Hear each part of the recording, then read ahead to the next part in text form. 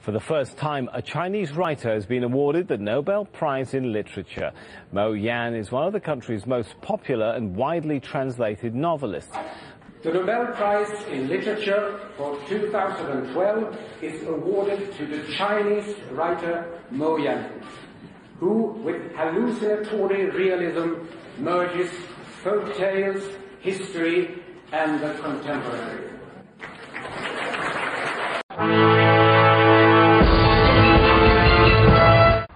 A writer whose name means don't speak. The Nobel Committee has awarded its literature prize to Mo Yan, an author known for mixing realism with folk tales, history with the contemporary. He's a quite outstanding author, but also because he gives us a sort of a unique insight into a unique world in a unique manner. He is mesmerizing, and he's also an extremely sensual writer. So he's always appealing to all your senses, and also in a very multifaceted way. Mo Yan is the pen name for Guan Moi. Born in 1955 in the rural East, he was forced to drop out of school and herd cattle during China's Cultural Revolution. He began writing in the 1980s, and his novels, short stories, and essays offer politically tinged social commentary of 20th century China.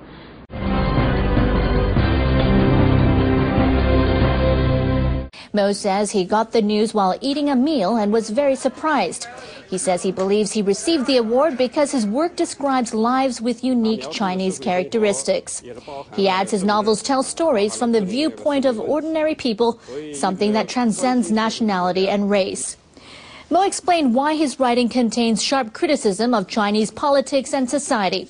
He says as long as authors have an interest in the suffering of regular people, their work will inevitably include hints of social criticism. People across China are congratulating Mo. State-run TV is highlighting the fact he's the first Chinese to earn the Nobel Prize in Literature. Its coverage indicates government officials have high praise for the novelist. The reaction to Mo's honor differs from past responses to Nobel announcements. They criticize the Nobel Committee for honoring Gao Xinjian, a Chinese-born novelist with French nationality, and Liu Xiaobo, an imprisoned democracy activist. They've said committee members use the awards for political purposes. Gao won the Literature Award in 2000 and Liu the Peace Prize in 2010. Where the Nobel Peace Prize has gone not to an individual or even to a handful of individuals, it's been awarded to a political entity, and one which currently divides opinion like never before, the European Union. The Nobel Committee credited the EU with the transformation of most of Europe from a continent of war to a continent of peace. It's a controversial choice, though, for some, given the tensions over closer political and economic union and the protests around Europe at the desperate austerity measures being imposed on some countries in the Eurozone. The door of the Nobel Institute in Oslo opened at exactly 11 o'clock local time, as happens every year, for the committee chairman, Torbjørn Jagland, to make his announcement. Once again, it was a huge surprise.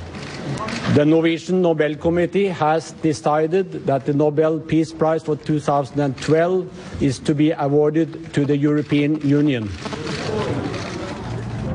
The European Union emerged from the devastation of the Second World War, in which tens of millions of people were killed.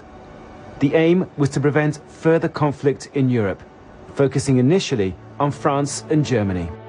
Today, war between Germany and France is unthinkable.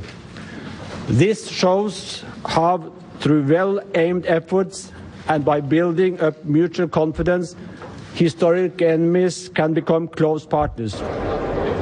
From a small community of just 6 nations, what's now known as the European Union expanded rapidly.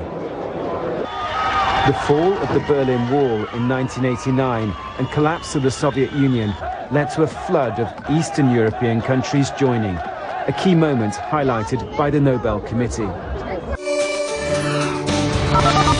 We heard the President of the European Commission, José Manuel Barroso, saying that this sends an important message, he said, to Europe, that the EU is precious and should be cherished. What kind of a message do you think this Peace Prize sends the world? Exactly what President Barroso says, namely that we want to remind all Europeans about what we have achieved on this continent, and that we should not let it start disintegrating again and getting nationalism, extremism grow on this continent, because we know what that leads to. And it is, of course, also a clear message to other parts of the world where you have a number of conflicts, that this is a good way of solving conflicts, namely getting countries to make trade with each other, to reduce the influence of borders and all this that we have done on this continent.